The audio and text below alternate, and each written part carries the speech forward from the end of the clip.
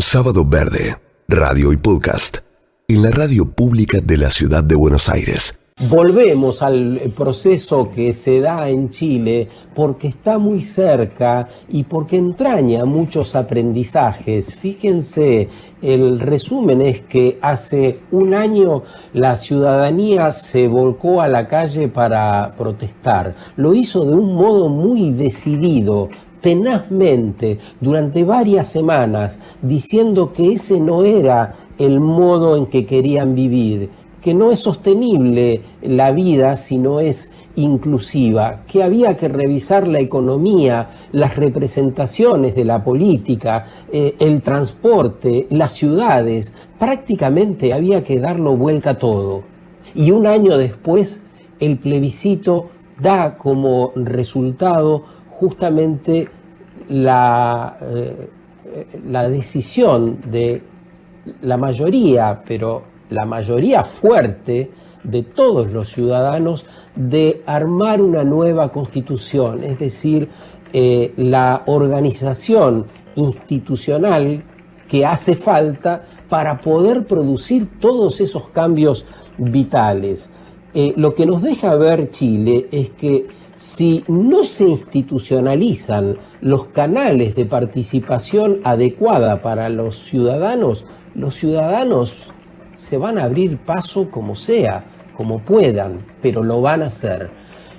Para que nos ayude a pensar sobre esto, nuestra organización y el tiempo que viene, lo convidamos esta mañana a Carlos March, que es director de inteligencia colaborativa en la Fundación Avina, escribe sobre esto, le interesa la temática y desde hace muchos años trabaja en organizaciones de la sociedad civil justamente para garantizar la participación de los ciudadanos. Buen día, Carlos, ¿cómo estás? ¿Cómo andás, Sergio? Buen día. Bien, un placer que nos acompañes. ¿Cómo lo estás viendo? Bueno, como decías vos, el caso chileno creo que es un lindo antecedente porque hay dos cosas acá fundamentales en esta movilización ciudadana en donde hay una interpelación profunda al sistema democrático. No fue una movilización para cambiar una ley. Se va a reescribir la Constitución, como bien decías vos, no es que se va a reformar, se va a escribir de cero. Y lo segundo que habilita este plebiscito es la modalidad en la cual se van a elegir los constituyentes chilenos, en donde no solo van a surgir de los partidos políticos, sino que se va a aceptar también candidaturas independientes, lo que es una innovación ya previo a la propia escritura de la Constitución. Estás escuchando, si recién arrancaste o pusiste la radio, a Carlos March, que es director de inteligencia colaborativa en la Fundación Avina, y está por sacar, posiblemente antes de fin de año, un libro justamente sobre la democracia y sobre la necesidad de innovar el significado de la democracia. Esto prácticamente nos está llamando a revisar los métodos democráticos y los canales de participación. ¿Cuál es el planteo que haces, si podrías resumirlo en una conversación, Carlos? Bueno, el libro se va a publicar, como bien decís, en diciembre, con Editorial Temas, y el título, si no lo cambia la editorial, porque viste que los títulos los ponen las editoriales, está planteado para que se llame La democracia bipolar. Y lo primero que me gustaría es señalar es que el lector va a tener que esquivar la lectura bipolar, porque cuando se critica la democracia o se la mira de manera interpelante, siempre te dice quien te escucha, el contraste es y vos querés una dictadura. Entonces no, el libro no plantea esa opción. El libro plantea, no va a ser un libro golpista. No va a ser un libro golpista. Esperemos que dé golpes, digamos, a justamente cuestiones que nos ayuden a mejorar la democracia con más democracia. Y entonces, la democracia es un modelo binario en donde permite dos cosas a la sociedad: colaborar masivamente entre extraños y resolver los conflictos de manera pacífica, ¿no? A partir de una estructura que la sociedad fue armando con los años y termina en Estado de Derecho. Y eso es una concepción moderna de la democracia.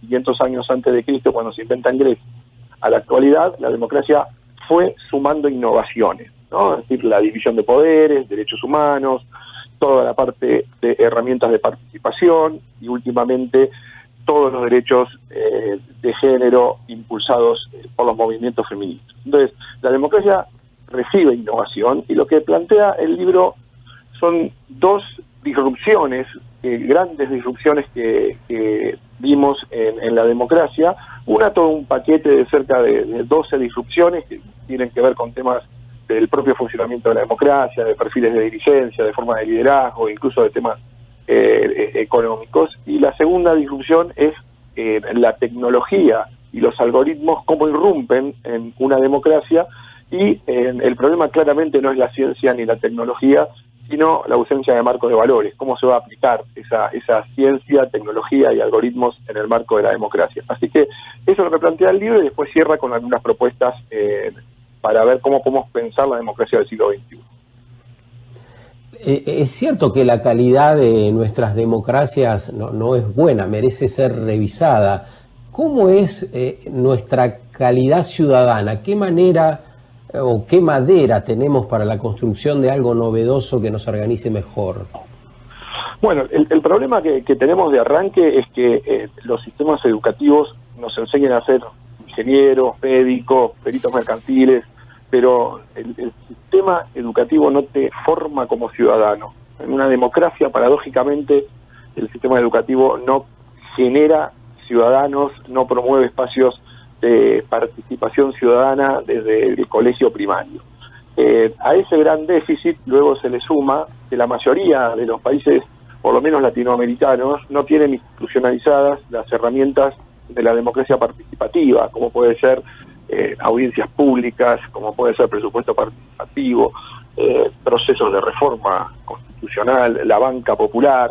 Bueno, hay una serie, ni hablar de acceso a la información pública. Pensemos que Argentina tardó 33 años de democracia para dictar de su ley de acceso a la información pública, una herramienta básica para que el ciudadano pueda controlar la gestión. Entonces, toda esa ausencia de normativa que institucionaliza estas herramientas de participación obviamente atentan contra la buena calidad de participación ciudadana. Por lo tanto, tenemos una ciudadanía dormida. Carlos, ¿qué tal? Cruz Roach te saluda. ¿Qué tal? Buen día, ¿cómo estás? Buen día. Pienso también en la democracia, pero la pienso en la virtualidad. Hoy donde todo, casi todo, gran parte de nuestras actividades y acciones como ciudadanos suceden en Internet, llámese el trabajo, la educación, las relaciones sociales, el acceso a la información. Complejiza el acceso a la democracia, lo vuelve más posible, le otorga otras características, porque con los años, en corto plazo, cada vez cambia más y más nuestra participación, cada vez nos volcamos a hacer más actividades que realizábamos en la vida real. Hoy las compras también yo las puedo hacer por Internet. A medida que esto sucede, se complejiza nuestra relación con la democracia, se abre, se cierra, se modifica. Yo creo que hay dos cosas. Se facilita sin duda porque la tecnología nos permite con mucho menos tiempo poder participar de manera concreta e incidir en decisiones públicas. Por ejemplo, existe la página change.org en donde cualquier ciudadano puede montar una petición de manera online, consigue acompañamiento, apoyo del resto de la ciudadanía e instala temas en la agenda, incluso los instala también en los ámbitos donde se tiene que tomar decisiones. Entonces ahí tenés un proceso de facilitación de la participación democrática de la ciudadanía. Hay un riesgo que es esto que decía al principio, ¿no? Sin marco de valores, la tecnología también puede ser usada, por ejemplo, para manipular votaciones, como sucedió en Estados Unidos o en Inglaterra. Y hay un tercer punto que para mí lo exacerba la pandemia, que es el desafío del Estado de entrar a tu casa. En el buen sentido lo digo. Antes nosotros teníamos que ir a buscar el Estado al espacio público, ¿no? Hoy el espacio público, de alguna manera, el bien público y la actividad que estaba antes enmarcada en el exterior de la casa de uno, lo tenés adentro, ¿no? El colegio tenés a los chicos tomando clase en en tu casa, tenés a una persona que no se quiere internar en un hospital y hace una internación domiciliaria. Entonces ahí tenemos un desafío también, sobre todo el Estado a nivel local, cómo empieza a interactuar con un ciudadano que tal vez en la nueva normalidad ya no interactúe tanto en el espacio público. Estás escuchando a Carlos March, que va a presentar dentro de pocas semanas un libro que se llama La democracia bipolar. Él es un hombre activo en temas de participación, ha sido uno de los organizadores del último debate presidencial para definir las elecciones y ahora saca este libro. ¿Cuál es, Carlos, la relación entre una mejor organización y el número de habitantes? La democracia en un país de 40 millones de habitantes, por ejemplo, ¿tiene la misma calidad que donde viven menos? Mira, ese es justamente uno de los puntos que desarrolla el libro como una de las distorsiones a entender, a comprender y a trabajar.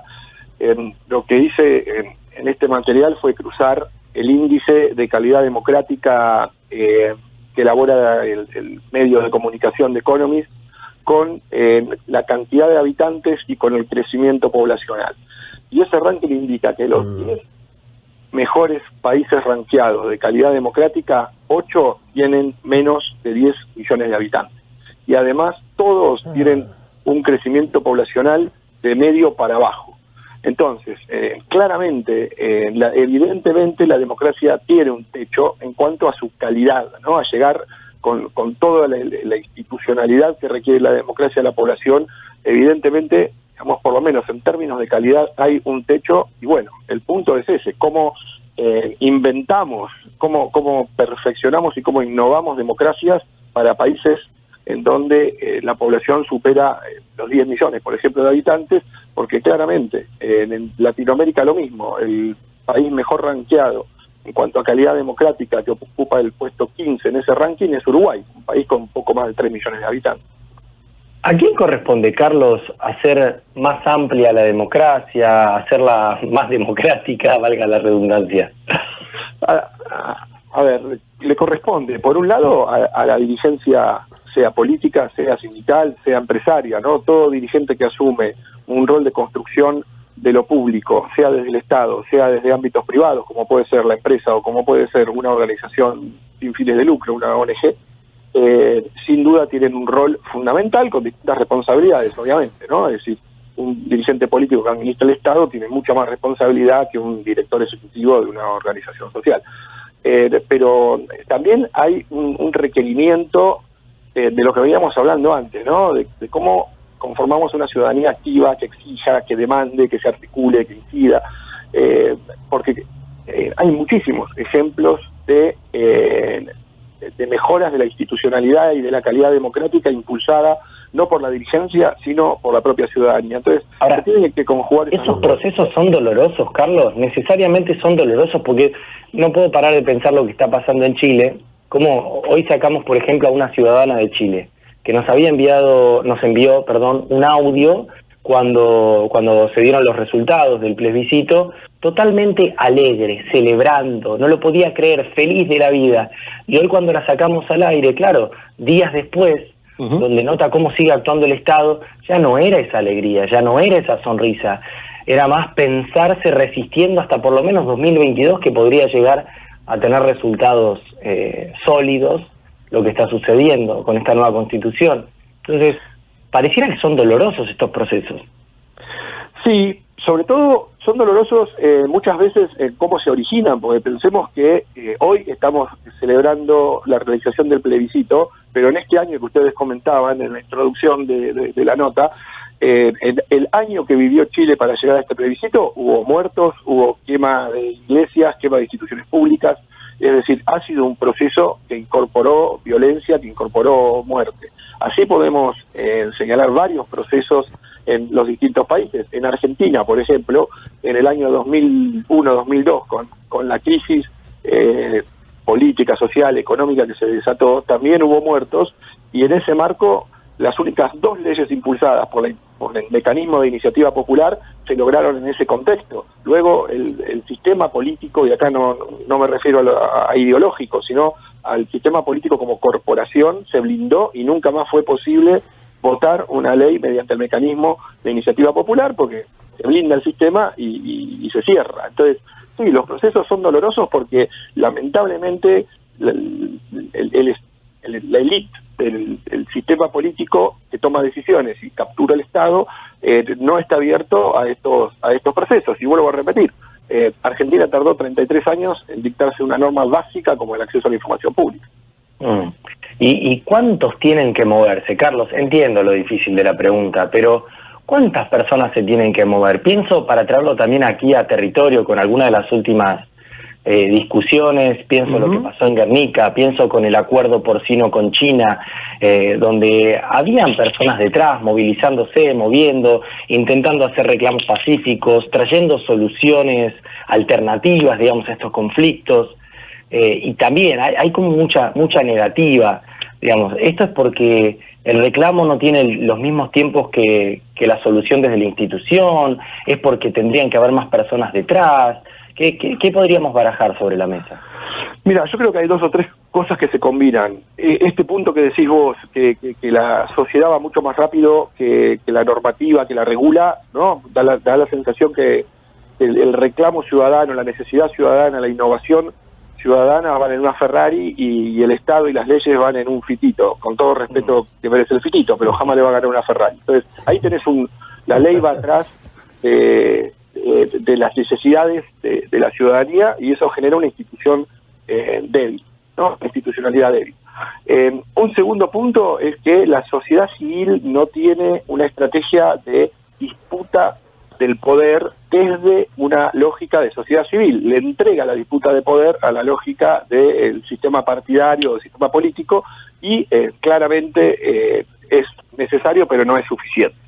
Y el tercer aspecto que a mí me parece que debemos generar también es una articulación mayor entre la diversidad de organizaciones sociales que hay en Argentina. Se calcula que hay cerca de 80.000 organizaciones sociales, por lo tanto tenés organizaciones sociales para cada agenda que imagines, pero esa articulación entre estas organizaciones sociales no existe. Entonces ahí también tenés una gran debilidad en cuanto a una estrategia de coordinación de la movilización social para alcanzar los objetivos y cumplirse, digamos, las necesidades que la misma sociedad está expresando.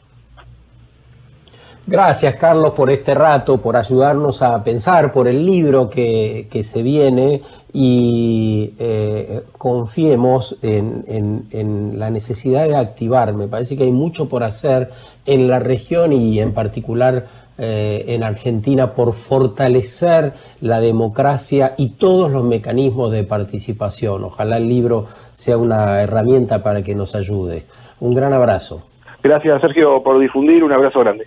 Carlos March es director de inteligencia colaborativa en la Fundación Avina. El libro que escribió, prácticamente lo tienen listo, se llama La democracia bipolar, un título provocativo que, bueno, veremos cuando lo podamos leer qué es lo que contiene, cuál es el insumo para las conversaciones que hacen falta entre nosotros.